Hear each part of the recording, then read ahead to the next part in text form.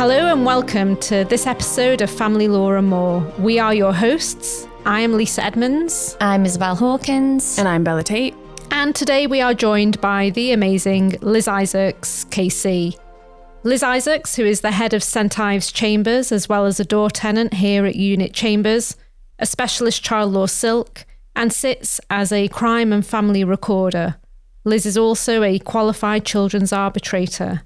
Liz, welcome to this podcast. Hi, and thank you so much for inviting me. I'm absolutely delighted to be here. So just to give our listeners some context, you and I first met during lockdown when we were both training to become arbitrators. Do you remember that? I do remember, because it was a very intense course, completely online. And I think we were probably both a little bit apprehensive about what we were going to learn. Yeah. So, Liz, could you tell our listeners a bit about why you chose to train as an arbitrator? I'm always looking for new ways to resolve family cases amicably or using off-piece methods without going to court. Or if people have to go to court, then doing things as amicably and with as limited litigation as possible. I really believe passionately that the best solutions to family disputes lie within families themselves, and that families should be left to get on with things if they possibly can. But obviously sometimes people just can't reach agreement about what may to other people seem quite trivial issues, but obviously to the people concerned are really important. And I was just really intrigued to find out a bit more about another way of resolving those kind of disputes. And arbitration was something I didn't know much about, and I wanted to give it a go and learn some more. Interesting. Thanks, Liz. So can you tell us some of the positives of arbitration, something that you think that it provides that maybe the court arena does not? Well, I was counting these up today when I was preparing for this talk, and I think there are 6 key positives. So the obvious immediate benefit is that it's cheaper, simply because you need your solicitor or your lawyer for much less time. There are fewer hearings, and you can control the litigation much more effectively than in the usual court arena. Secondly, it's faster. There's no hanging around waiting for a court listing, which every lawyer who does private law at the moment will know is incredibly difficult. So you can get a hearing, whether it's a case management hearing or a final hearing, to determine a key issue within days if you want. And the case I'm going to talk to you about in a little while was something that ran from start to finish within 2 months. And I think that's unheard of in usual family proceedings. Completely unheard of. Completely unheard of. Thirdly, and this to me is one of the most attractive things, it's as bespoke as much or as little as you want it to be. You can choose your judge. If you can't choose your judge between you, if you can't agree, then the Institute of Family Law Arbitrators will choose one for you or give you a list of 3 to choose from.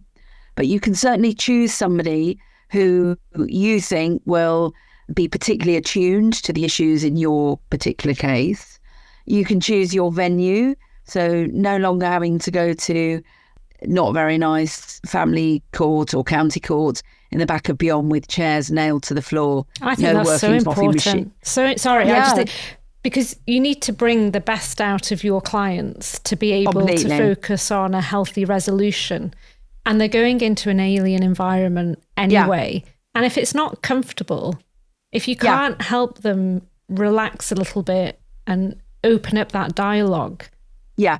Well, we know, don't we, that going to court anyway is massively stressful for people. Yeah. Whatever their issue, whatever the case.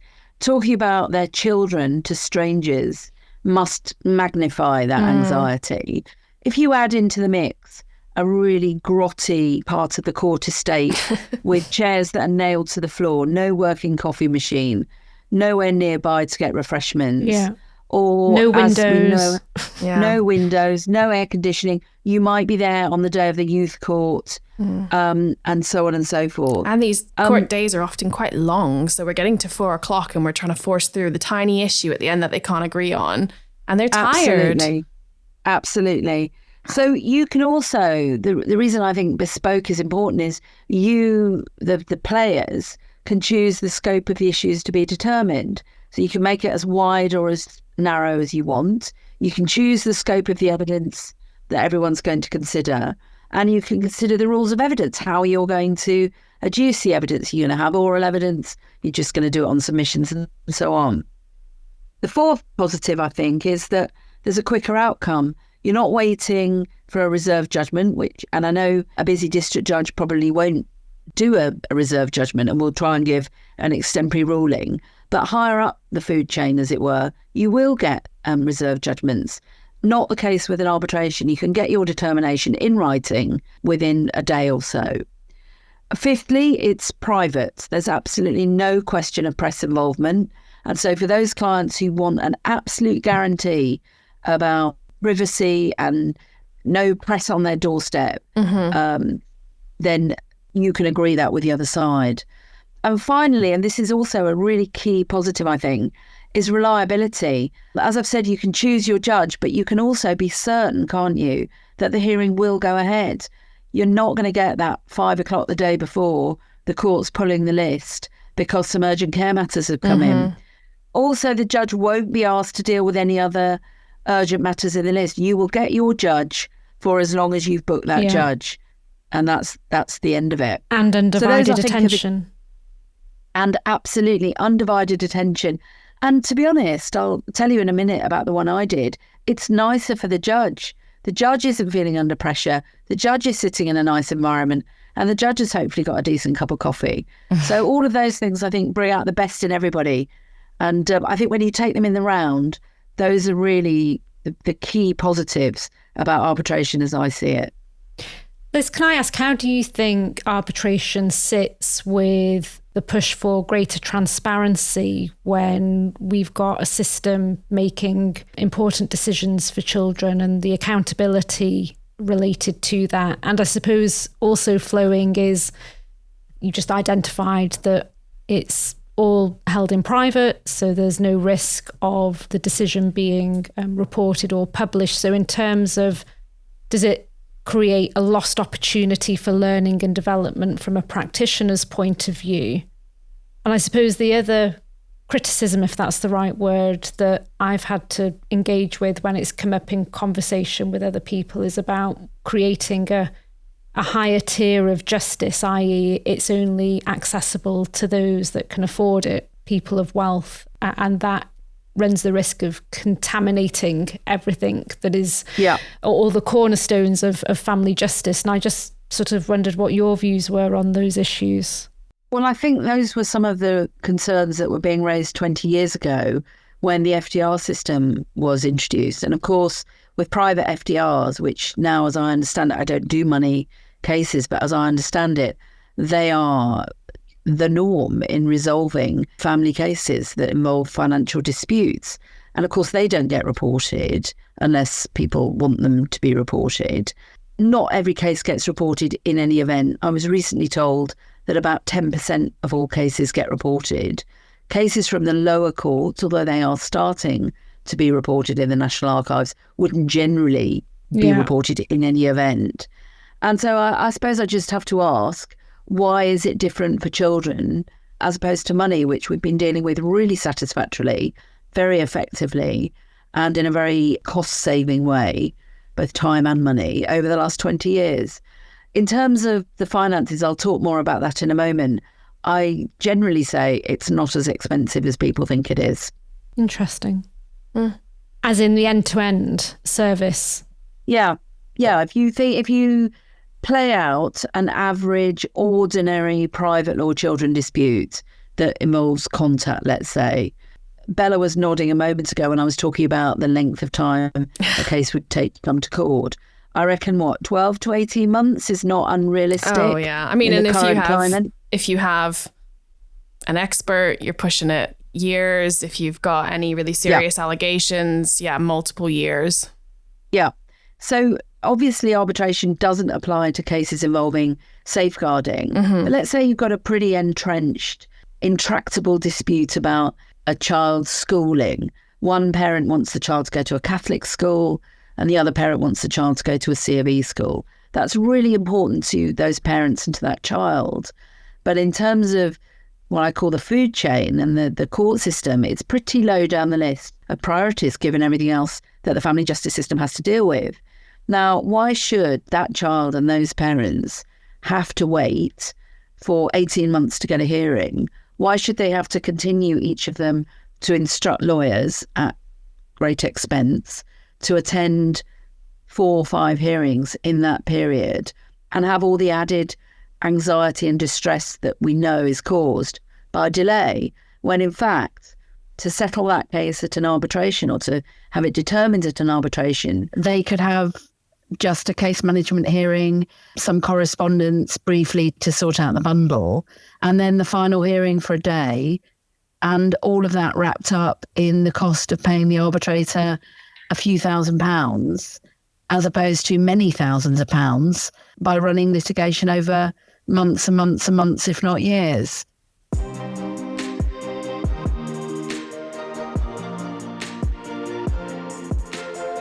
In our next episode, we'll be joined by Cyfor, who will give us a whistle-stop tour on everything we need to know about forensic value of mobile phone data in the family courts and what it all means. Remember to subscribe and leave a review so you don't miss out.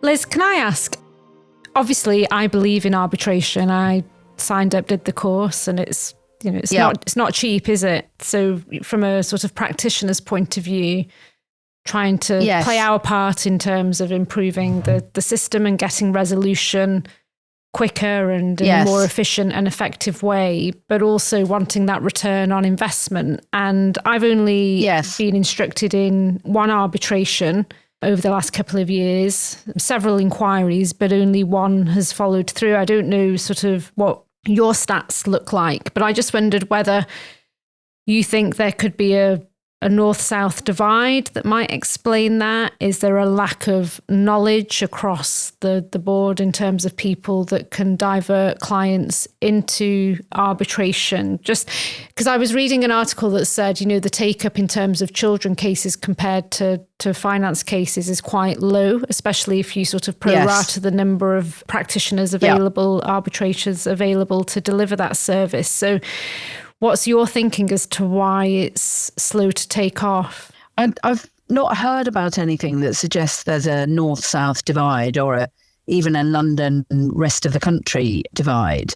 But what I do hear is solicitors being really twitchy and nervous about signing up to something they don't know very much about. In Birmingham recently, we held a really well-attended and well-received education seminar organised by 3 chambers, St Ives, St Philip's and number 5. And we had a big take-up from family solicitors. And it was very clear that most family solicitors who do this work aren't really aware of the benefits that we've talked about already in this talk. And I think education or lack of education is probably the single biggest barrier to take up at the moment. And I remember people feeling exactly the same and very twitchy and nervous about private FDRs when they were introduced. And as I said earlier, look at how they're being used now.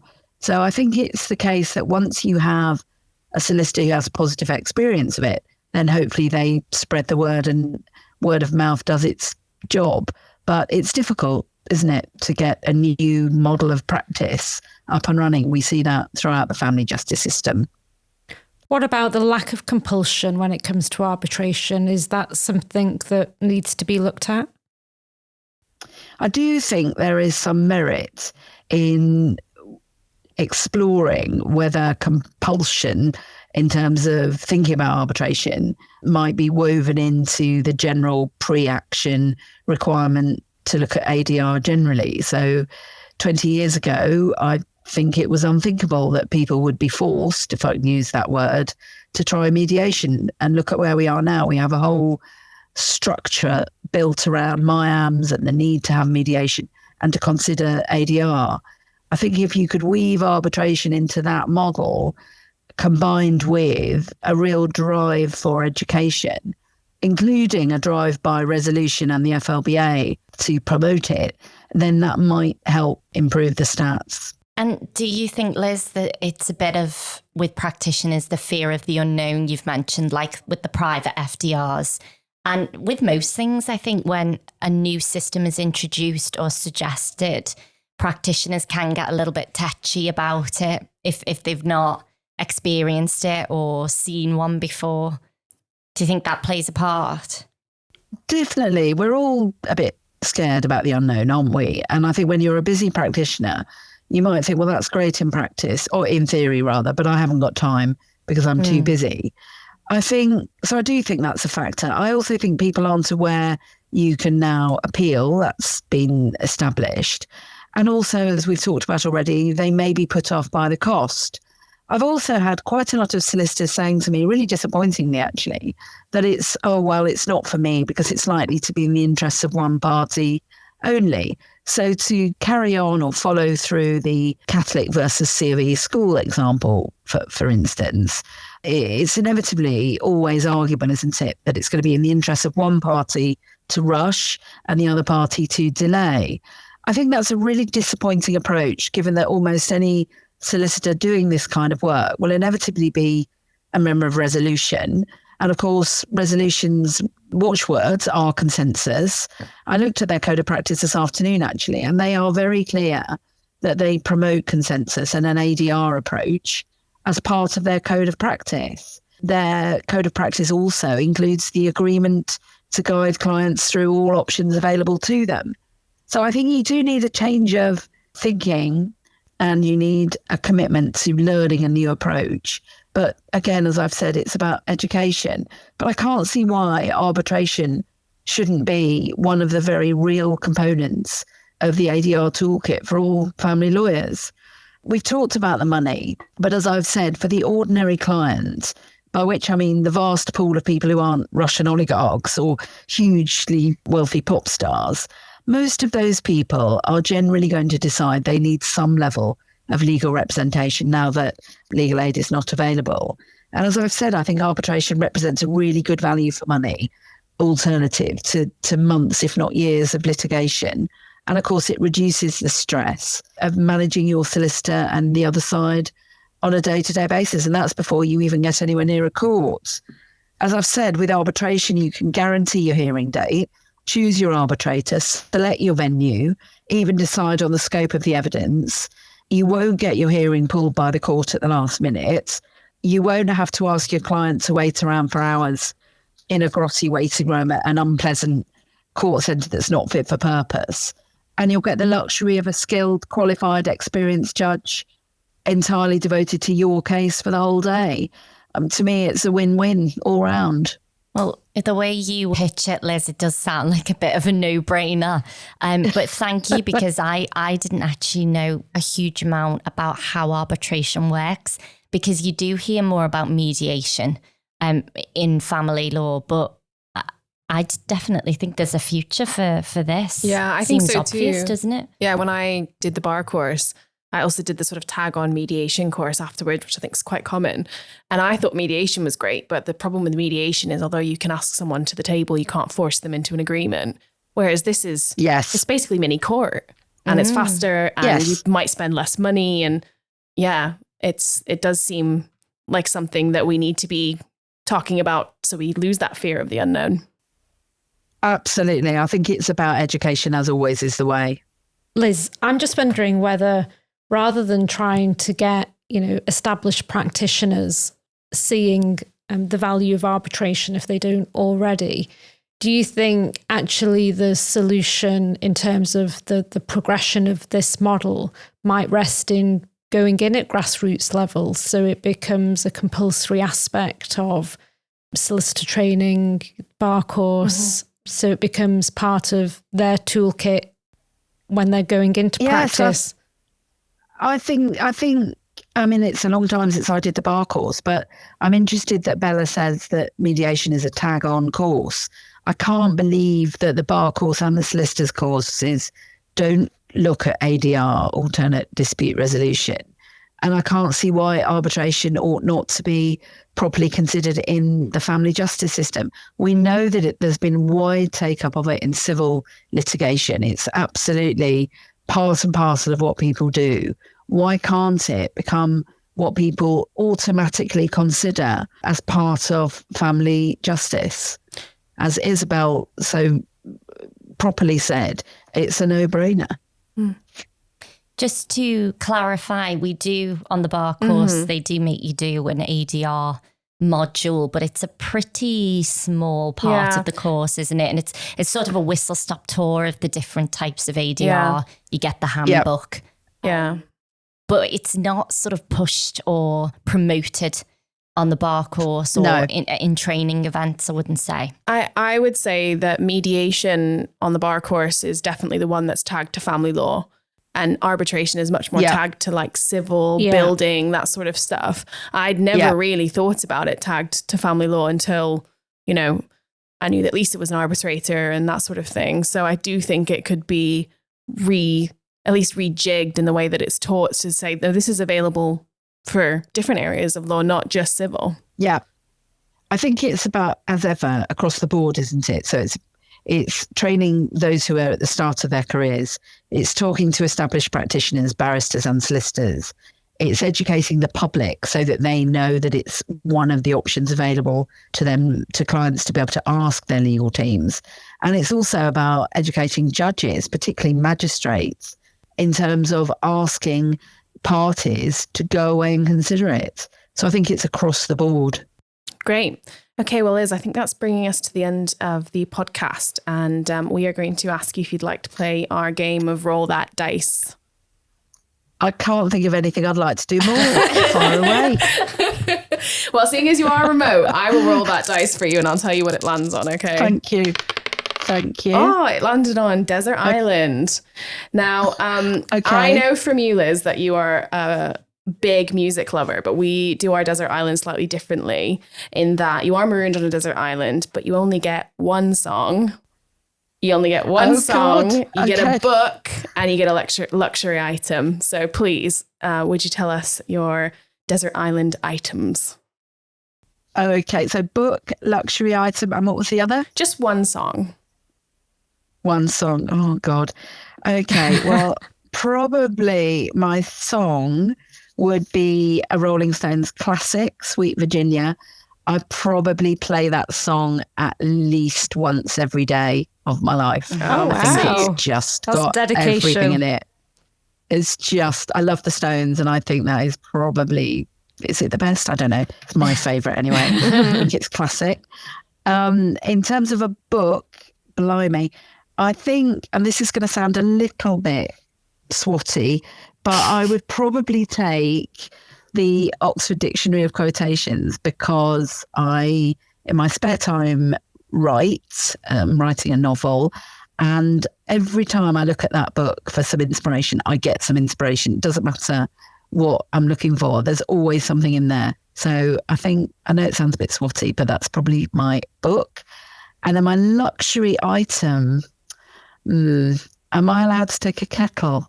Yes. Cups of tea. We can make you a magic kettle that doesn't need a plug-in. Solar kettle. Right, well, Yes, a solar kettle. I'd like a magic kettle and an endless supply of tea bags, please. Thank you. Well, you've got it.